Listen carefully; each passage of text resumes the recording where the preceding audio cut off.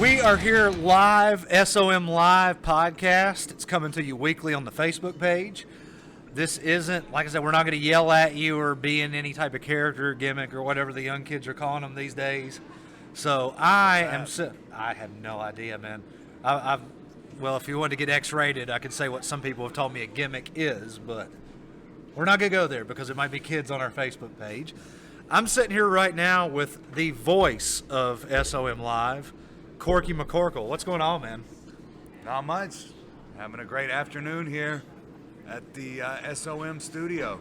So we'll kind of start with how I have the other people that I've interviewed. What got Corky McCorkle into wrestling? Into wrestling, it's as long as I can remember.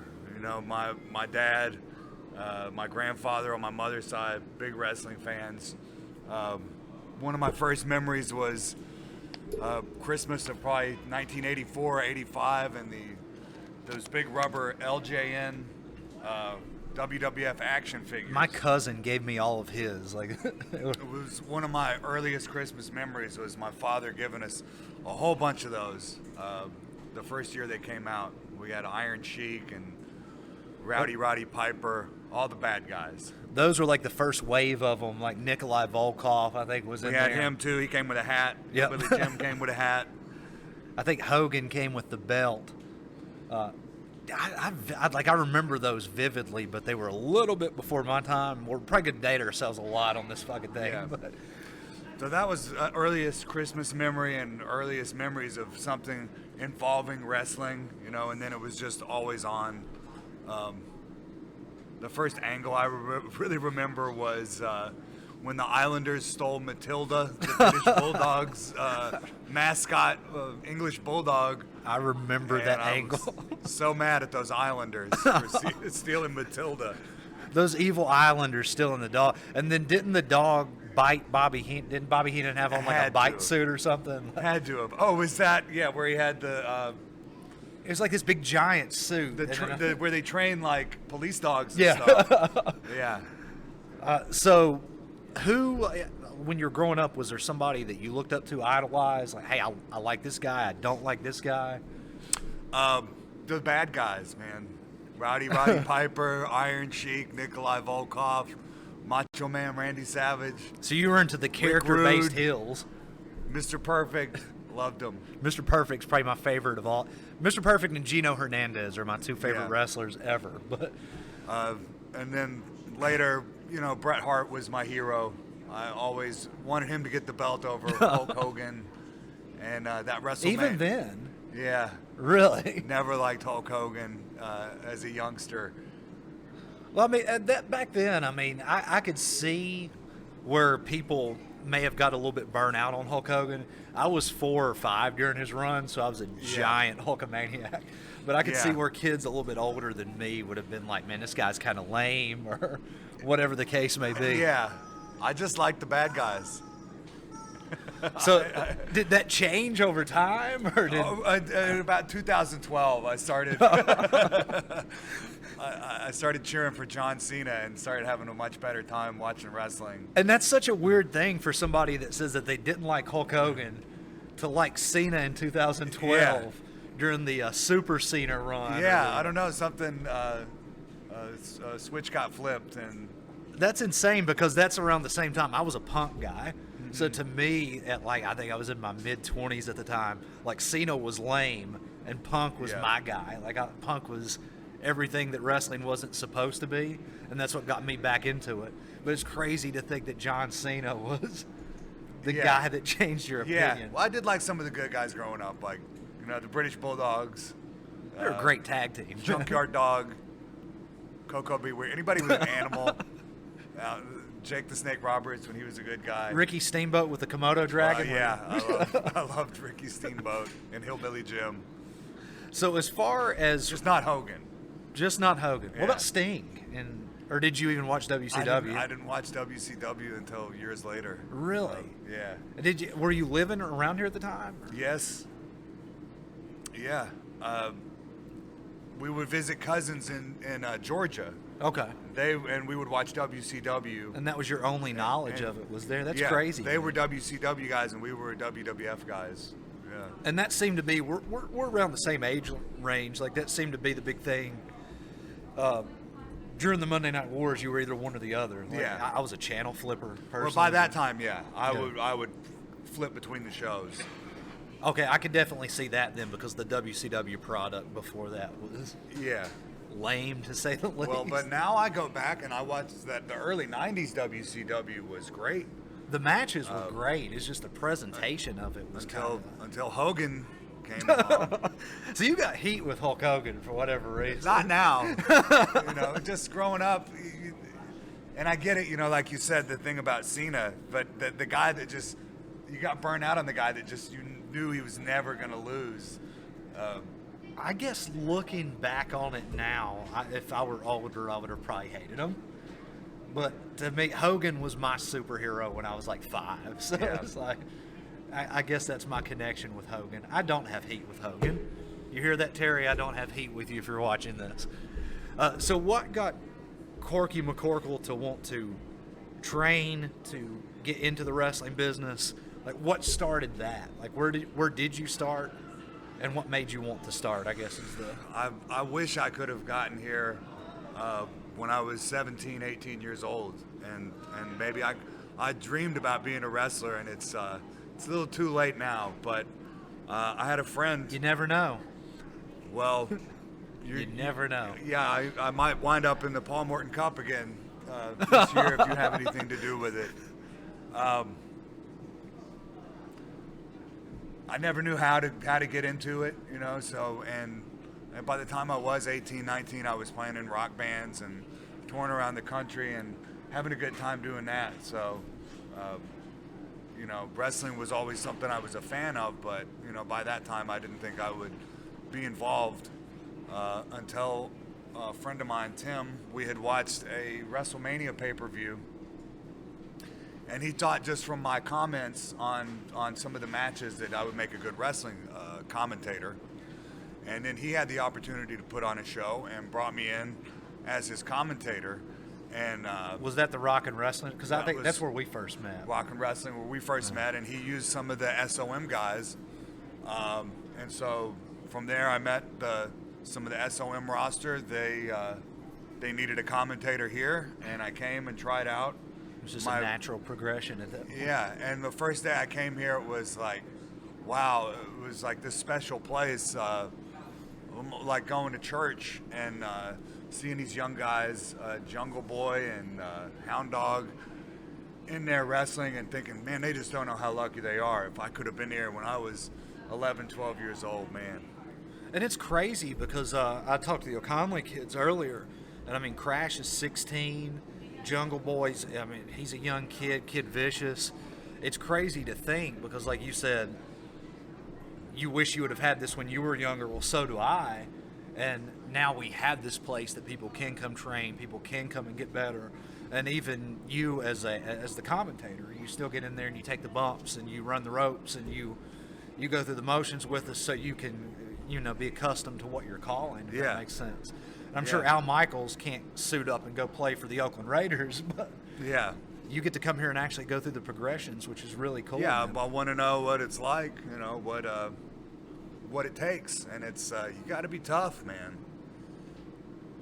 Now, whatever you might think about wrestling, you got to be damn tough. I can't list all the guys I've seen come in and take a few falls in that ring, and they never come back.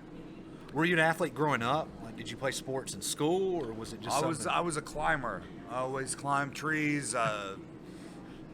find a pole, climb it. That's interesting. By the high school, rock climbing. I was on the rock climbing team. Really? Yeah. Where'd you go to high school at that had a rock climbing team? I went to a alternative school. So you were in juvie. I would have been a White Claw Outlaws fan back then. So the school you went to had a rock climbing team. Like, did you guys like take trips? Like, how do you compete? Like, what was it like? The public schools had teams, and we competed with the public schools. Really? Like, how do you score in rock climb? Like, what's the? I guess what's the goal to win? Since there was, I guess it was a team sport. Like, Well, it would be at an indoor wall. Okay. And they would set a grade for the climb, based on difficulty and how many members of your team could complete this climb. Was it timed, or was it just how many people can complete it, or? I can't remember. I can't remember if there was a time limit involved or if they kept track of that. But probably did. That's really cool, man. Like, I've never heard of a rock climbing. It's a team. long time. In high school, that was 10 years ago. So yeah, it's been a while. I mean, I've only been out for 5, but I get Yeah. where you're coming from. No, I didn't know that because, like you said, climbing. Like, I did it casually, but I never knew it was a competitive sport until now. Yeah. We're learning things here today, Corky. We're learning Yeah. things. So you did the climbing. You have somewhat. I mean, that is athletic. I mean, I know like I said, did it leisurely, and it's hard as hell if Yeah. you don't know what you're doing. So when you first wanted to get into wrestling, like I said, commentating is what you did. Obviously, you said if you were younger, you'd have gotten in the ring. Yeah. Is there any commentators that you've looked up to? Because, I mean, there's been some greats, man. Like, to me, Lance Russell's the greatest commentator of all time. He's Jim great. Ross, Gordon Sully, those guys. Who do you look up to in the realm of commentating? I love all those guys, and I look up to all of them. Like I said, I grew up with watching WWF, so Gorilla Monsoon and Vince McMahon Gorilla's great. were the voices of my wrestling. Vince McMahon always was, before he was a character on the show, when he was just a commentator, Yeah. was to me one of the most fascinating characters on the show. Because, I mean, we would hear that he was the owner, but then you would listen to him call matches and you think, man, this guy didn't even know the names of the wrestling moves. There's no way he owns wrestling. It's like he watches it every week and he can't even remember like these moves. That's an interesting dynamic that I never thought about, man. Like, you would always hear about him being the owner, but then it was like he didn't know what was going to happen. Like, Yeah. when you looked at it from a fan standpoint, that was a very interesting dynamic. Or didn't even know what most of the moves were called. You would hardly hear him. It was a maneuver. Yeah, what a maneuver. So those guys were the ones that you looked up to there. Was it any managers or anybody else? Because, I mean, you're obviously a talker. Mm-hmm. Was there was the managers, did any of those strike you, like a Jimmy Hart or Mr. Fuji? Or Yeah, I liked Fuji. I really liked Captain Lou Albano back in the day. he had the music crossover as well. Yeah, So. yeah, and he was with Cyndi Lauper in the music video. Played her dad. I had the opportunity to meet him. Did you really? When I was probably about 8 years old. Yeah, he was involved with some book called Body Smasher. I think he was a character in the book, or he I wrote. feel like I've heard he of wrote that. the introduction for the book. So he was at a local grocery store in my hometown, signing copies of the book, and I actually taped rubber bands to my face. Is there a picture of this anywhere? It was on the news. Really? Because my brother and I and my father were the only people that came to Captain Lou Albano's book signing. I had rubber bands taped to my face, and the news was there, and they shot us meeting him because we were the only ones. Oh, wow. I'm surprised he didn't get people. He was Mario then, too, if you ever watched the Mario Yeah, show. this might have been before the Mario show. Was it really? Yeah. Because I remember he's like the live-action version, then he would go down the tube, and then he would be the cartoon, which was... Yeah. Somebody must have been doing some great drugs when that cartoon was made. So are you originally from Knoxville? Because I know that's where we met. That's where you live at now. Yeah. Is I'm from Danielsville, Georgia. I have no idea where that's at. It's a lot like Chucky, Tennessee. Really? Yeah. What is that near? Is it near It's Atlanta? near or- Brazelton.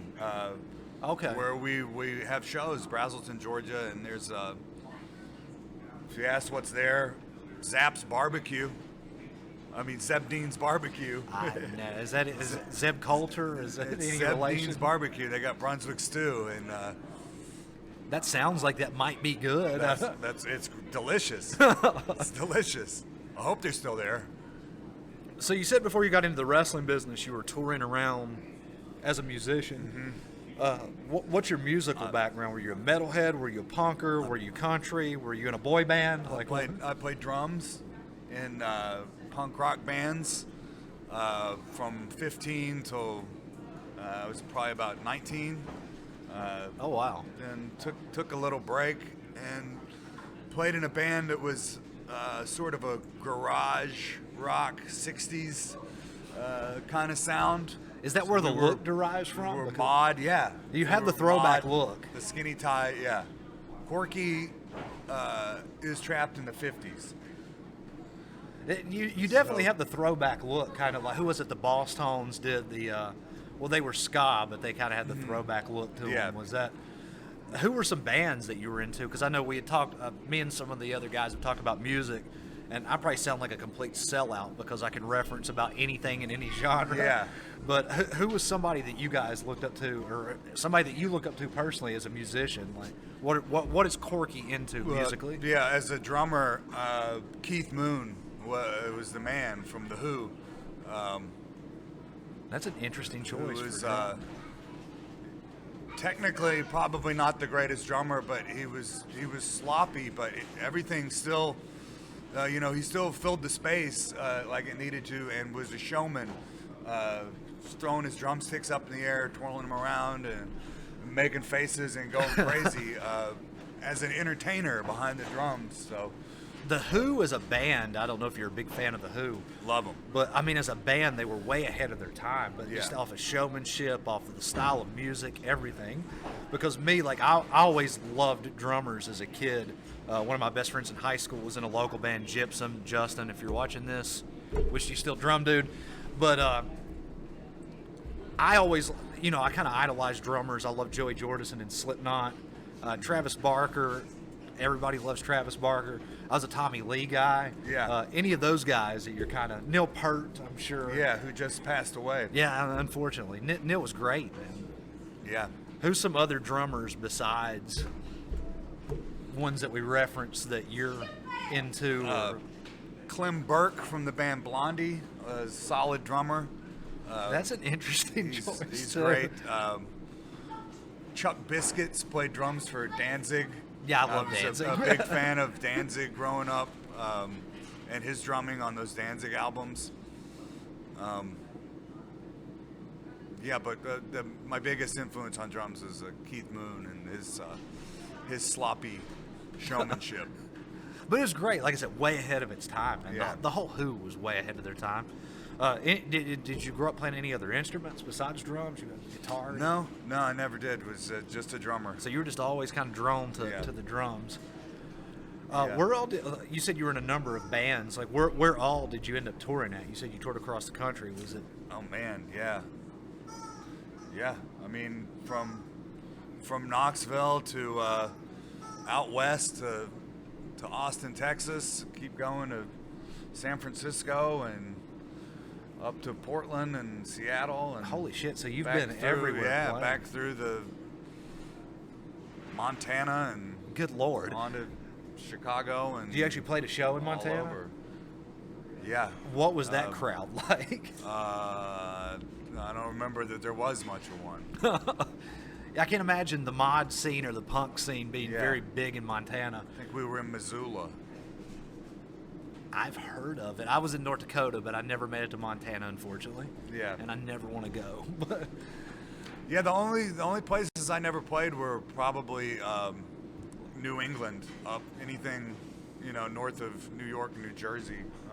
so you guys playing That just like part. bars and clubs or like big venues? Yeah, Or just bars. did you ever bars open and for anybody clubs. big or? We got to open for the Zombies. They did a reunion. So like I said, we had a 60s mod kind of sound, and so we actually got to open for the Zombies. Colin Bloomstone and I can't remember that other main guy, but That's cool, man. Did you ever have a chance to get signed? Like, was there ever any?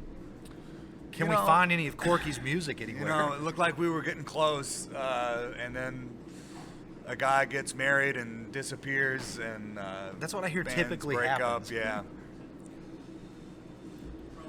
So, was there ever any talk of you guys getting signed or going out on tour with anybody, or Not really. is there anywhere to find Corky's music at? You can find me playing a drum solo in the bed of a truck. Really? Yeah, on YouTube. What do you type in to find this? I don't know. Drum solo in a truck. Oh, I'll be sure to look that up when I leave today. So, for the uneducated masses out there, I know I've talked to Jeff Miller about metal, talked to the O'Connelly kids about punk. Mod is kind of its own little subgenre. So, would you like to educate the School of Morton masses on mod and what mod is, and maybe some people that they should check out? Yeah, it's short for modernist. This is the mid '60s in London, England. You know, those fashionable suits with the skinny ties, and It's kind of like you know, Oasis. That was the look for men. Yeah, sort of like Oasis, but But you good. know, the Kinks, the Who, all their early output was, I guess, what you'd call mod. 60s rock. This is sort of like the And- Brit and scene the of sty- 60s yeah, rock. the British rock scene and the style. Now the Rolling Stones weren't mod because they didn't wear suits and stuff. They were more Even bluesy. though their music was the same thing. There was the same influence on their music. Yeah. It sounds the same. They weren't mod because they didn't have the look. To me, the Stones were a blues band. If you really look at it, like deep down, like the way Keith plays guitar, and I mean, they were bluesy to me. I don't know if anybody would they consider were them blues. mod. Yeah, I mean their first album is all covering, Bo Diddley. Yeah, and they were actually signed to the same label. If you like go back and look at the history of Yeah, Chess Records. They were there. Yeah. Great movie, by the way, if you've ever seen Empire Records. Or no, Cadillac Records. Cadillac Records. Empire Records is a great movie as well, with Liv Tyler. But so, where does Corky McCorkle see himself going in the wrestling business? Do you plan on just being here at SOM, helping this product grow? Yeah, man, we're growing all the time. There's no reason to go anywhere else. I mean, we're here. I don't have any broadcasting experience before coming to SOM. I wouldn't tell many people that because most people would think that you do, though, man. I'm a wrestling fan, and they've given me the chance to become a broadcaster, and kind of jumped in like head first to the deep end on this thing, and I think it's going pretty well. And now we're live every week, so and there's no other indie wrestling that I know of that does a live program like that every week. I can't think of one. Most of it's either taped or it's the big boys doing it. And I like how you said that you were given an opportunity without a background, without a degree, to really step in and do this. And I think that's what's cool about this place is you do, and I think or Asher or Crash said it earlier, is he gets to train at 16. Like Yeah. there's nowhere that I could have went at 16 to train to be a pro wrestler. Or there's nowhere I couldn't go to the radio or anything like that and get a gig without any broadcasting experience. So that's really cool that you mentioned that. How, I mean, I'm sure most people here would think that you have a degree from Syracuse or some shit because you really fell into your own as a commentator. Yeah, and that's my favorite thing to do here is the commentary, because I do ring announcing, I do interviews, all that stuff. But calling the matches is my favorite thing to do. I'm gonna throw some names out and let's just see what you think of these guys personally on the roster. So we have the Dooleys. What do you think of those characters? The Dooleys are great. The fans love them. The kids love them. That music drives people into a frenzy. It's a good time when the I've seen Dooleys you come tapping out. your foot at the Yeah. commentary table at some of these shows.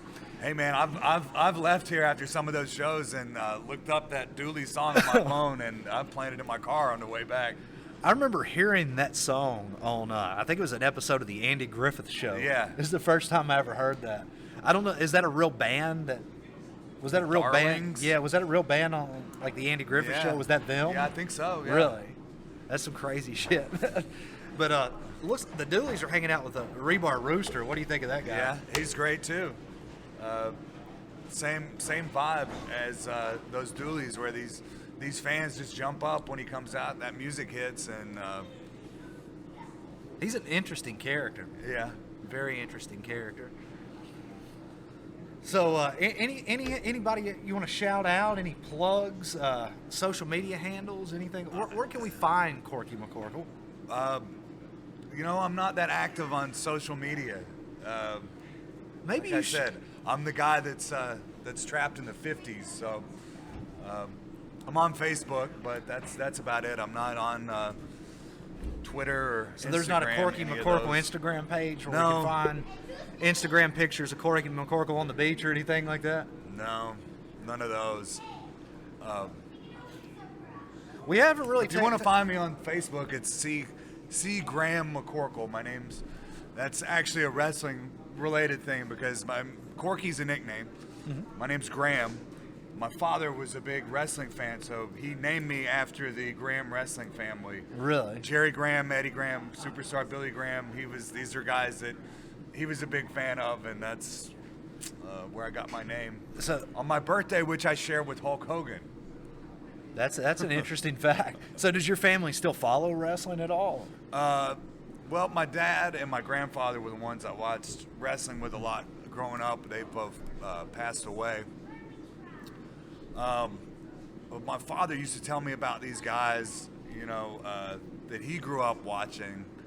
Fred Blassie and the original Mr. Moto. Not Tor Kamada, Yeah. but the original Mr. Moto from the 50s, Wild Red Berry, and I've seen stuff. Yeah. Fred Blassie was a badass, man. If Oh, you go yeah. back and watch some of his matches and stuff. Any of your friends, family follow what you're doing, support what you're doing? yeah, I have a few. I have a good friend that is a big wrestling fan, and we get together and play No Mercy, Nintendo 64 wrestling game.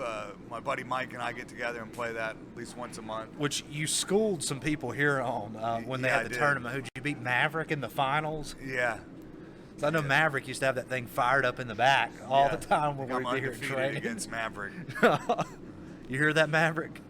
So you've recently went out. You've been out and about. You won some. Or SOM Live won some awards. Yeah. And you were the face of it that went out to accept these things. Any experiences there? Anybody that you met at some of these awards banquets or anything? I can't say that I'm the greatest networker. Yeah. So I've met people, but You did meet No Bill real Apter though. So connection. how was Mr. Apter in he person? was nice.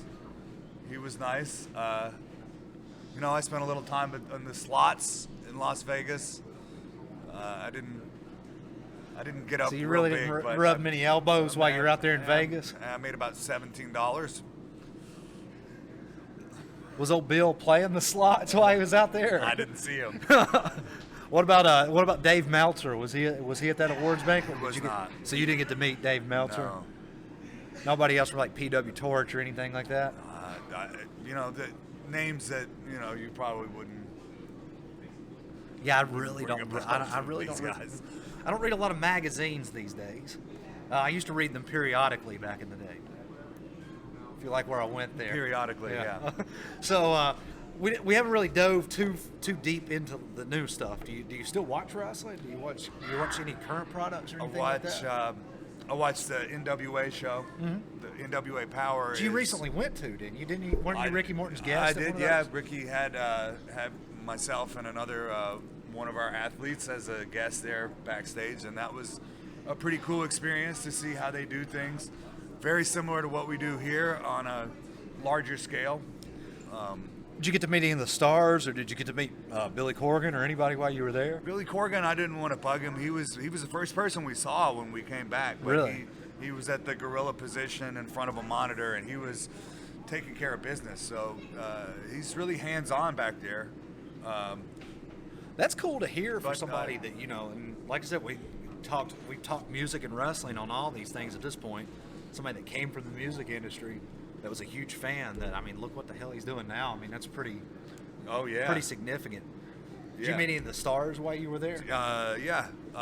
Nick Aldis, Aaron Stevens, Ken Anderson, Colt Cabana, all really nice guys. Did you meet Ricky Starks while you were there? Ricky Starks, we were watching the monitor, and he was kind of clowning on one of the guys in the crowd we could see in the monitor. I met him in San Antonio like 3 or 4 years ago. Super nice guy. He was really nice, yeah. He treated me like I'd been in the business for 30 years, man. I think I'd been in like 3 months at the time. Yeah. Real cool guy, man. Was Mickey James there? Mickey James was there. We saw her hanging around backstage. I did not know she was married to Nick Aldis. So really? I was kind I of thought like, that was common I was knowledge. like, what is she doing here? Well, I mean, I'm a wrestling fan. I'm not that deep into it, into people's personal lives and stuff like that. How'd you find out she's married to Nick Aldis? You didn't try to... No. No, I found... Tell us the truth here, Corky. I found out afterwards. I was asking around, like, why was she there? Oh, she's married to their champion. Well, so you didn't find it out when you were asking around later, like, hey, she's single or nothing like that? No, I didn't. You're not a dirty dog, are you, Corky? I didn't try to pick her up. Okay. No. You know anybody that ever has? I've heard about something to that effect. We don't need to go into it. Yeah, we won't allow that person to not kiss and not tell. But yeah. So but he knew he had responsibilities, and so even if he had the opportunity, he wouldn't have. He knew that he had responsibilities to the company. He's all business.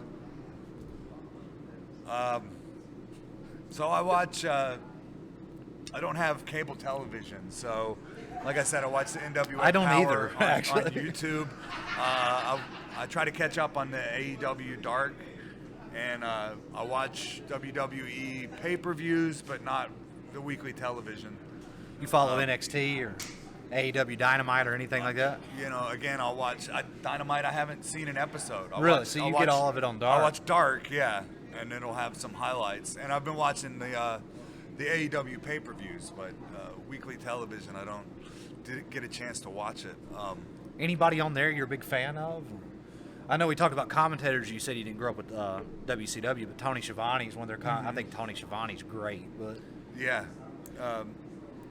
Tony Schiavone's he's hosting the, he's not on commentary, is he? He was. I think they took him off. Now he's just doing like in-ring interviews and things like that. It's just JR and Excalibur now. And I love hearing JR on there. He does a great job, and the nostalgia is really gets me. Hearing his voice gives it so much legitimacy, whereas the WWE guys are so... I think they have good commentators that are so produced that they don't have a chance to have their own personalities and their own voices. I love Morrow on he's NXT. He's my favorite at WWE. You remind me a lot of him, like the look, like the voice, everything. Like you guys kind of I like very similar style. I like Morrow, and what do you think of Excalibur on AEW? He's good. Tope Suicida. Would you ever wear a mask? Would I wear a mask? I don't think so. I don't. It works for him. So. It works for him, but like I said, Corky's trapped in the 50s, so I gotta have my glasses and my suit. So anything else you want to get over? Anything you want to plug? Well, I was gonna say, and that's one of the things I love watching now. You talked about, I don't watch a lot of modern wrestling, or at least weekly. I do, but I don't get to watch the weekly programming. I watch a lot of 1950s wrestling. Really? And the guys that my dad told me about growing up, the original Mr. Moto and Pat O'Connor and Eduardo Carpentier. There's a great channel, Chicago Film Archives channel on YouTube. Really? And they've got tons of wrestling from the mid-50s to the early 60s. And that's interesting, man. I'm going to have to look that up because I didn't know that existed. And it's great. You can see Buddy Rogers and wrestle Pat O'Connor. And that's cool, man. And really, really great matches. Really believable, if that makes sense. But just as they get to me, it's as exciting as a modern wrestling match without doing all the flips and all those kind of things. Pat Patterson wasn't, not quite 50s, but I mean, if you look at his stuff, he was way ahead of his time with the flips and stuff. Yeah. That's where I heard Flair stole his bump over the top. It was actually from Pat. Did you see Jimmy Valiant on any of those shows from the 50s? No. Was he go back that far? I thought he was Probably mid 60s. No, I I think haven't. he was 40s, 50s. Yeah. What about the Gibson brothers? Was they on any of those? No. You didn't see any of that them? I've Neither? seen. Okay. There was, I mean, a lot of the guys you've never heard of that you see, but they're great. So probably guys you never heard of, like Big Pimp James or Like one of the guys is like, Jackie Anderson. Was he on there? no, there's a guy chest somebody. He was just. His name was and Chest. He had He was had a big all, barrel chest. Yeah, he was all chest, and he was great. So Missy Hyatt was on there, is what you're saying? Well, not like that. So anything else you want to plug or get out there before we head out of here?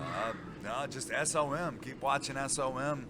5:05 every Sunday, and come out to a live event. No social media to plug because Corky is stuck in the 60s. So until next time, catch you on the flip side. Get some.